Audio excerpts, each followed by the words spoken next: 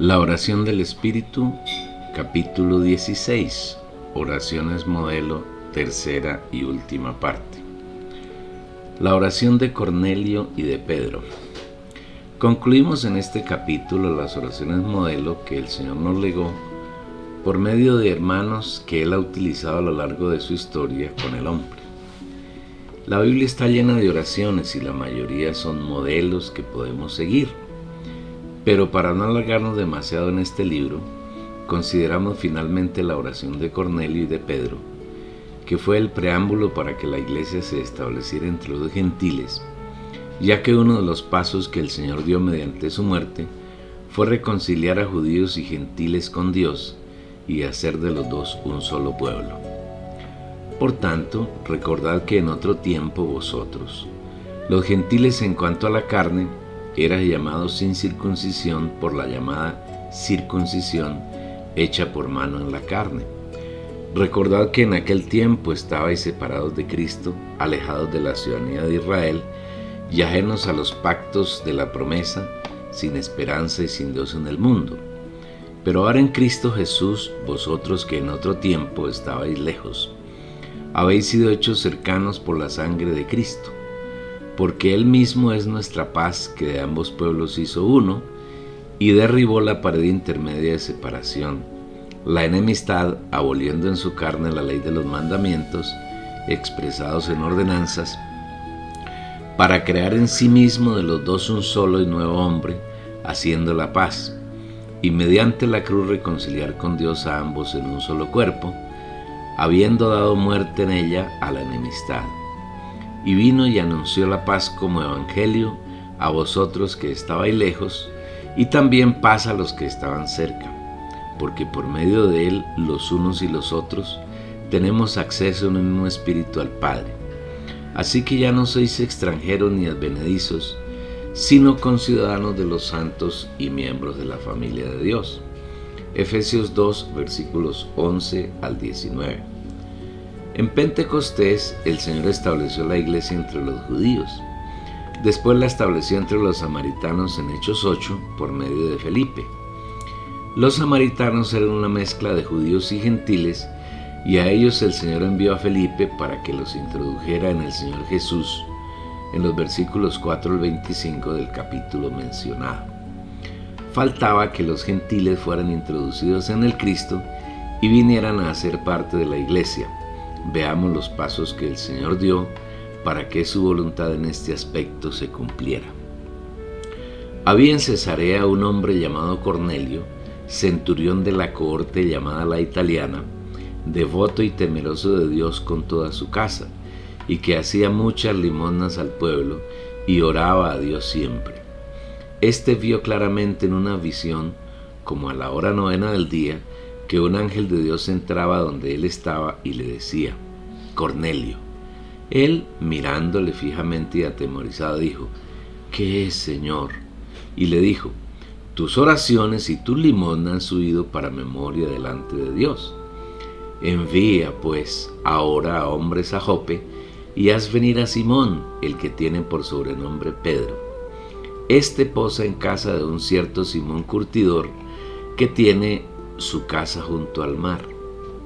Ido el ángel que hablaba con Cornelio, este llamó a 2 de sus criados, y a un devoto soldado de los que le asistían, a los cuales envió a Jope, después de haberles contado todo. Hechos 10, versículos 1 al 8. En este caso podemos ver la forma tan prodigiosa como actuó el Señor. El pasaje transcrito dice que en Cesarea, que era la capital política de Palestina, porque en esa ciudad estaba el palacio del gobernador romano que regentaba esa provincia, había un hombre que respondía al nombre de Cornelio. Él era centurión, lo que es equivalente en el tiempo actual a ser el comandante de un batallón del ejército. Este hombre era romano, pero a la vez era temeroso de Dios con toda su familia, hacía limosnas para el pueblo de Israel y oraba fervientemente. Si miramos la Biblia descuidadamente, tratando de entenderla solamente en nuestra mente, sin usar el Espíritu, afirmaremos que Dios tuvo en cuenta a Cornelio porque oraba, porque hacía limosnas y porque era temeroso de Dios. un punto de vista totalmente religioso y apartado de la verdad. Cornelio era temeroso de Dios, daba limosna a los israelitas y oraba fervientemente porque había sido escogido por Dios desde antes de la fundación del mundo para ser santo y sin mancha delante de Él. Bendito sea el Dios y Padre de nuestro Señor Jesucristo, que nos bendijo con toda bendición espiritual en los lugares celestiales en Cristo, según nos escogió en Él antes de la fundación del mundo, para que fuésemos santos y sin mancha delante de Él en amor. Efesios 1, versículos 3 y 4. Aunque Cornelio aún no había sido regenerado, sin embargo el Espíritu lo estaba santificando, porque él había sido escogido antes de la fundación del mundo. Igualmente así había sido predestinado para ser hecho conforme a la imagen del Hijo, y por esa razón el Espíritu Santo lo movía a orar fervientemente y a dar limosnas y a amar a Dios junto con su familia. Quienes somos salvos no lo somos por nuestras obras, sino porque el Señor en la eternidad pasada nos escogió, nos dio el destino anticipado para que lleguemos a tener la forma del Hijo. En el tiempo nos llamó, nos justificó y nos glorificó. Porque a los que antes conoció, también los predestinó, para que fuesen hechos conformes a la imagen de su Hijo, para que Él sea el primogénito entre muchos hermanos.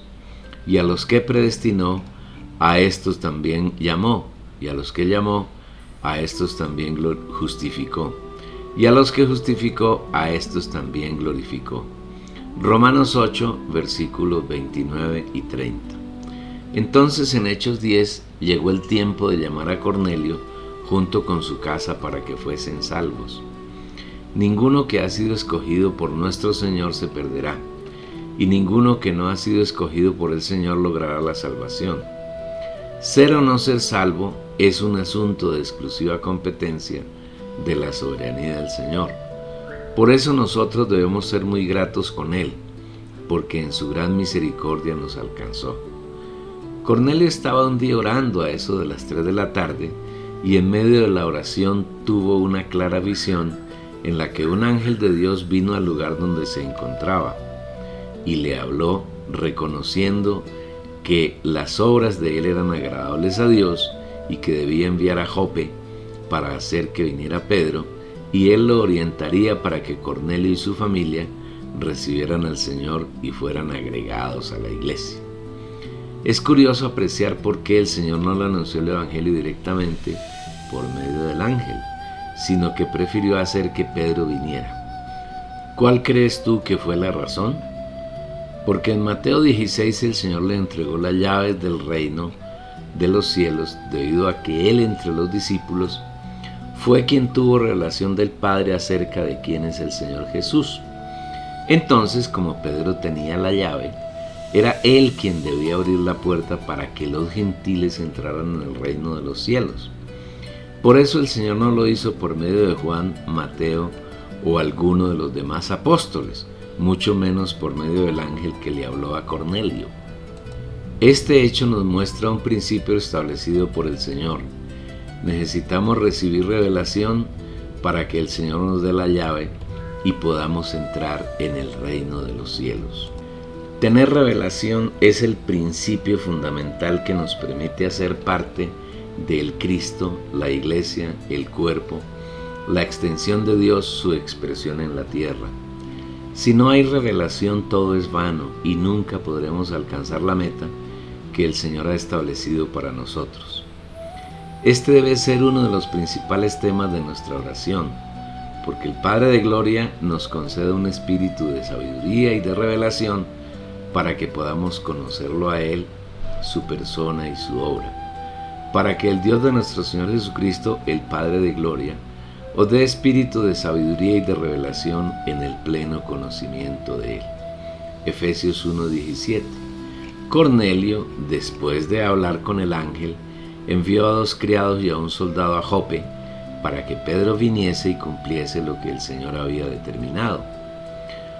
Jope era una ciudad que distaba unos 48 kilómetros y estaba ubicada al sur de Cesarea, y allí se encontraba Pedro, donde había sido llevado por el Espíritu, después de que huyó de Jerusalén, donde el rey Herodes lo había puesto prisionero con el fin de asesinarlo.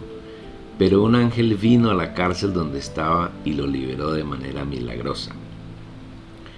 Al día siguiente de haber sido enviados, cuando estaban llegando a Jope, Pedro había subido a la azotea de la casa donde se encontraba hospedado, con el fin de tener comunión con el Señor en oración.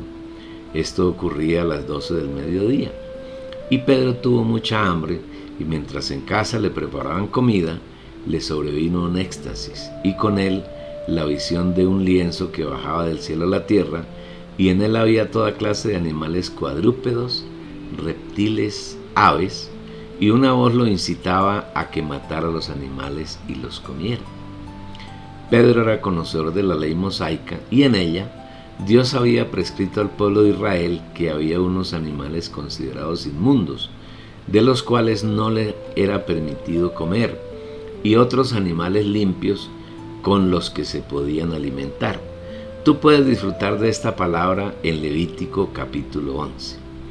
En la conciencia de Pedro era claro que comer cualquier animal inmundo era motivo de enemistad con Dios y de ninguna manera llevaría a su boca cualquier animal de las 5 categorías que había en Levítico y que estaban bajo la clasificación de inmundos.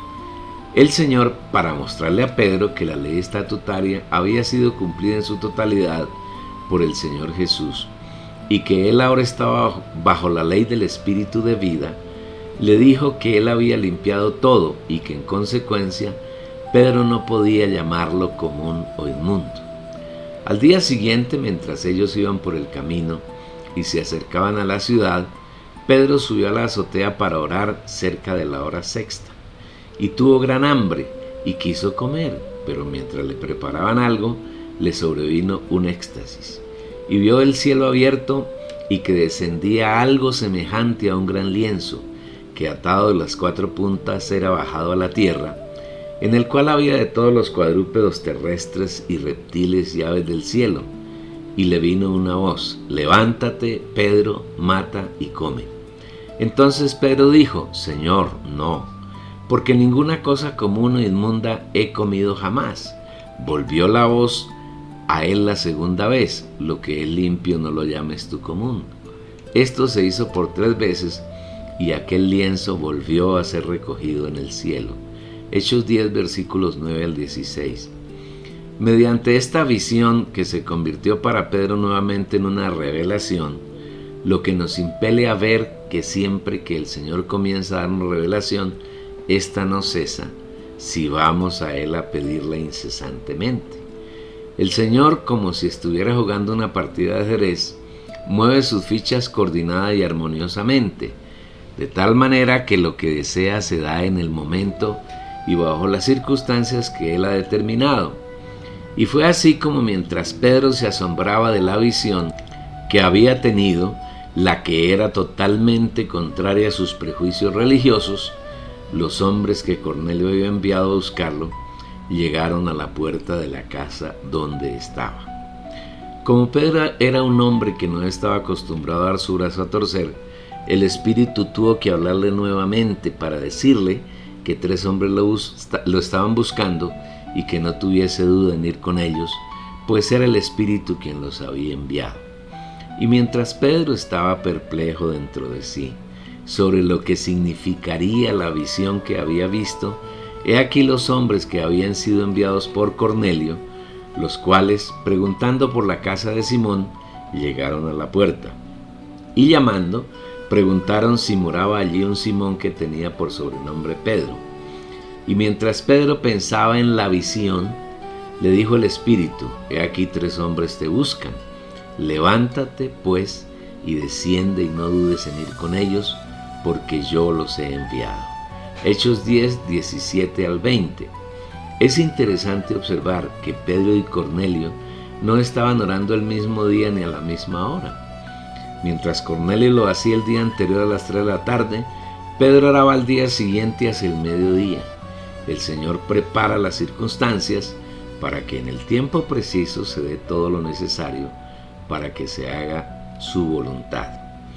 El diálogo de Pedro con los enviados de Cornelio se centró no en los gustos de cada uno, sino en las instrucciones dadas por el Señor por intermedio del ángel. Este es el vivir de los genuinos creyentes. No hacen nada por antipatía o simpatía, por sus sentimientos, gustos o caprichos, sino que buscan continuamente la revelación del Señor y hacer su voluntad. El lector podrá argumentar que esto es muy difícil, porque hoy no tenemos las visiones que tuvo Cornelio, ni los éxtasis que tuvo Pedro, y que por esa razón es más difícil conocer y hacer la voluntad del Señor. Para suplir esta carencia, el Espíritu Santo nos habla así: por cuanto no miramos nosotros las cosas que se ven, sino las que no se ven, pues las cosas que se ven son temporales, pero las que no se ven son eternas. 2 Corintios 2, versículo 18.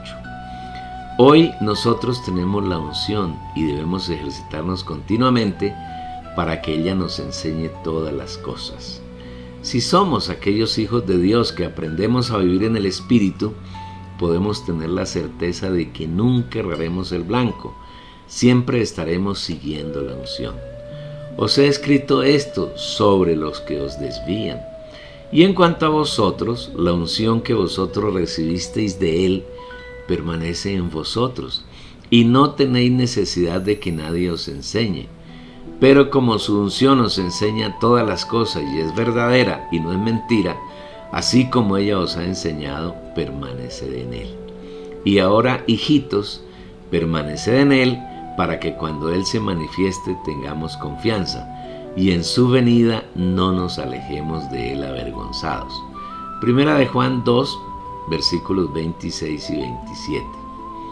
El Espíritu, mediante Juan, para hablar de la unción y de sus funciones, nos advierte que hay quienes nos desvían, que hoy son todos los líderes del cristianismo instigados por Satanás.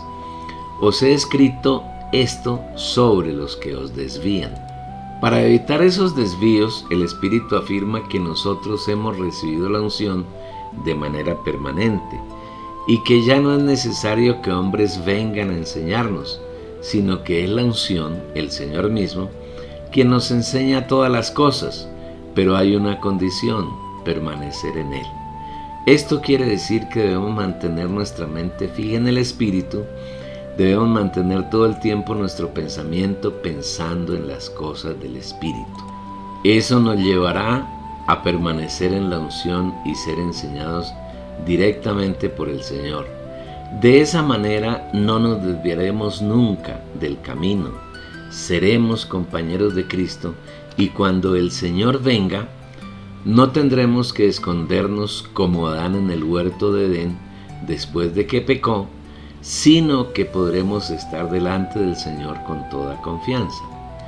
Y ninguno enseñará a su prójimo, ni ninguno a su hermano, diciendo: conoce al Señor, porque todos me conocerán, desde el menor hasta el mayor de ellos. Hebreos 8, versículo 11. Si somos descuidados en la interpretación que el Espíritu Santo da a la Biblia, y hacemos como los maestros del cristianismo, que aíslan versículos y montan doctrinas que tuercen a sus feligreses, entonces diremos que no es necesario que haya hermanos que enseñen en la iglesia.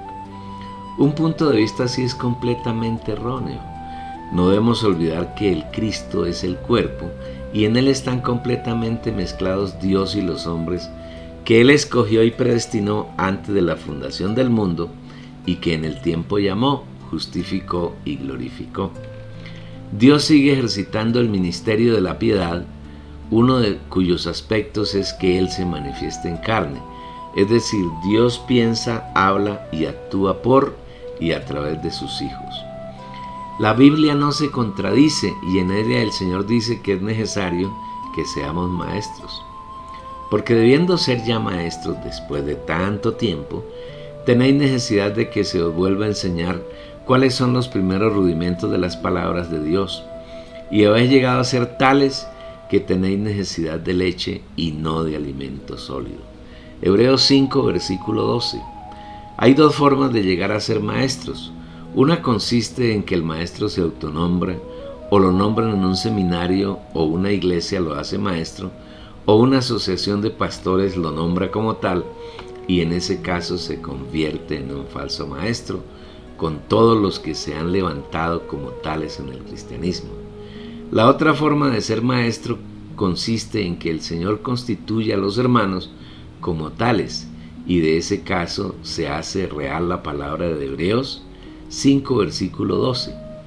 Un maestro que ha sido constituido por el Señor es uno que no enseña directamente a los hermanos según sus puntos de vista ni sus conocimientos, sino que permite que el Señor, debido a que los dos viven en continua comunión, sea quien enseñe a otros.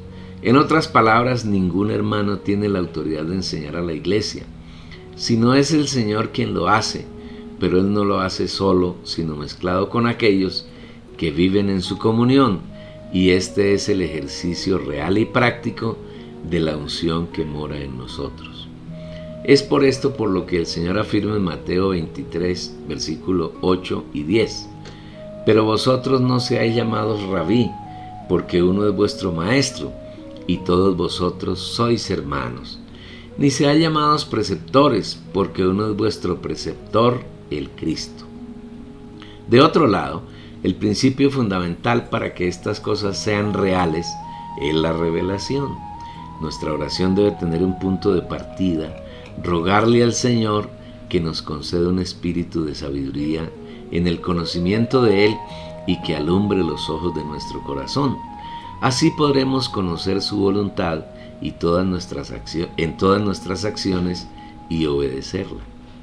Para que el Dios de nuestro Señor Jesucristo, el Padre de Gloria, os dé espíritu de sabiduría y de revelación en el pleno conocimiento de Él. Para que, alumbrados los ojos de vuestro corazón, sepáis cuál es la esperanza que Él os ha llamado y cuál es la riqueza de la gloria de su herencia en los santos. Efesios 1, versículos 17 y 18. Retomando la línea que traíamos, Pedro, guiado por el Espíritu Santo, ya sin ninguna duda, seguramente entendió lo que el Señor les había dicho en Hechos 1, que ellos debían ser testigos en Jerusalén, en Judea, en Samaria y en el resto de la tierra, con lo que les estaba indicando que el Evangelio no era solamente para los judíos o para los samaritanos, sino que debía llegar hasta los gentiles. Y en esta ocasión, ese pueblo representado por Cornelio y su casa, entraron a formar parte del único cuerpo, la iglesia. Es maravilloso cuando el Señor encuentra hijos suyos que están siempre en comunión con Él y dispuestos a hacer su voluntad, como es el caso de Cornelio y Pedro. Estos dos hermanos no vivían en la misma casa, ni siquiera en el mismo pueblo, sino que estaban distanciados unas cuantas decenas de kilómetros. Pero cuando el Señor necesitó usarlos para cumplir su plan, estaban completamente disponibles y dispuestos. Antes de que ascendiera, el Señor Jesús dijo a los discípulos que era necesario que ellos fueran sus testigos en Jerusalén, en Judea, en Samaria y en el resto de la tierra, pero que antes vendría la promesa que Él les había dado, consistente en ser bautizados en el Espíritu Santo. Una vez que ellos fueron inmersos en el Espíritu, ese mandamiento del Señor se cumplió primero en Jerusalén, el día de Pentecostés. Luego el Señor usó a Felipe y a Pedro y Juan para introducir a los samaritanos en su cuerpo.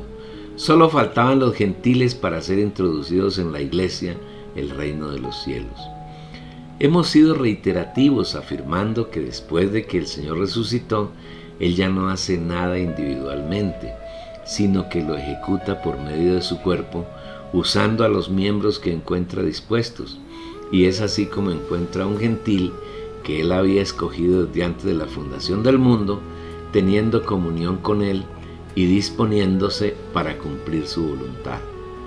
Por otro lado, el Señor contaba con un discípulo muy querido como era Pedro, que había tenido unas experiencias únicas cuando el Señor estaba en carne, quien asimismo obtuvo revelación del Padre acerca de quién es Jesús, y por esa razón al Señor le plació entregarle la llave del reino de los cielos. Era entonces Pedro quien debería abrir las puertas a los gentiles para que éstos entrasen en ese reino. Es admirable observar que Cornelio estaba orando un día a las 3 de la tarde en Cesarea, mientras que Pedro oraba al día siguiente en una localidad que distaba 48 kilómetros de donde estaba Cornelio y que se llamaba Jope. En ambos casos, el Señor, escuchando la oración de estos dos hijos suyos, les dio las instrucciones exactas para que su voluntad fuese hecha en el sentido de introducir a los gentiles en el Cristo, la Iglesia. En Pedro se halló un poco de resistencia a obedecer al Señor debido a la profunda influencia que la religión judía había labrado en el apóstol. Sin embargo, el Señor pacientemente instruyó a Pedro acerca de la necesidad de superar esos rudimentos de la ley ritual y despojarse de la influencia malsana de la religión. Finalmente el hermano cedió su voluntad al Señor y se dirigió a la casa de Cornelio junto con las personas que habían ido a buscarlo, y se hizo acompañar de algunos hermanos que estaban con él en Jope. Al día siguiente, cuando llegaron a Cesarea, en la casa de Cornelio lo estaban esperando él con su familia y con algunos amigos íntimos, todos ellos personas que el Señor había escogido antes de la fundación del mundo para hacerlos sus hijos. Pedro entonces hizo una disertación de acuerdo con lo que el Espíritu Santo quería hablar, disertación centrada en la persona del Señor Jesús, especialmente en los aspectos de que Él era el Cristo, el ungido de Dios, que vino a la tierra para deshacer las obras del diablo, cómo había sido muerto y al tercer día había resucitado, hechos de los que ellos eran testigos, y que en Él se habían cumplido todas las profecías anunciadas por los profetas del Antiguo Testamento. No era necesario trazar un discurso estilizado, sino dar un testimonio sencillo de quién era Jesús y resaltar que Dios lo había constituido en juez de vivos y muertos. La predicación de Pedro no fue en este caso una pieza retórica magistral encaminada a tratar de convencer a los oyentes de que se arrepintieran, porque el Señor sabía que los allí reunidos estaban destinados para vida eterna. Por esa razón, mientras aún hablaba Pedro estas palabras, el Espíritu Santo cayó sobre todos los que oían la palabra, y los creyentes de la circuncisión que habían venido con Pedro quedaron atónitos de que también sobre los gentiles se derramase el don del Espíritu Santo, porque los oían que hablaban en lenguas y que magnificaban a Dios. Entonces respondió Pedro: ¿puede acaso alguno impedir el agua para que no sean bautizados estos que han recibido el Espíritu Santo también como nosotros? Y mandó bautizarles en el nombre de Jesucristo. Entonces le rogaron que se quedase por algunos días. Hechos 10, versículos 44 al 48. Notará el lector que los sucesos ocurridos en la casa de Cornelio fueron exactamente iguales a los ocurridos en Jerusalén el día de Pentecostés. Esto demuestra claramente que la iglesia de Dios es una y es única, y en ella no hay el más pequeño indicio de división, ni hay diferencia en sus prácticas en ámbitos geográficos distintos. Debemos destacar la importancia de la oración, recabando que el ingrediente más importante de la oración es la comunión y que esta es una función del Espíritu Santo. Cuando vivimos en comunión con el Señor, Él puede hacer su voluntad, bien sea con respecto a nosotros mismos o con respecto a otros hermanos. En nuestra experiencia hemos aprendido que no hay fórmulas que podamos aplicar en la oración. Podemos decir con plena certeza que la única manera de aprender a orar es orando. Es necesario aprender a vivir en nuestro aposento más interior, que es nuestro espíritu humano, y permitir que sea el Espíritu Santo quien interceda por nosotros.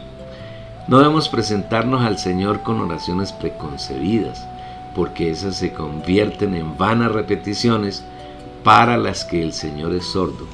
Debemos recordar que un ingrediente básico y muy importante en la oración es la comunión, que no es nada distinto a un mutuo fluir que se establece entre el Señor y nosotros.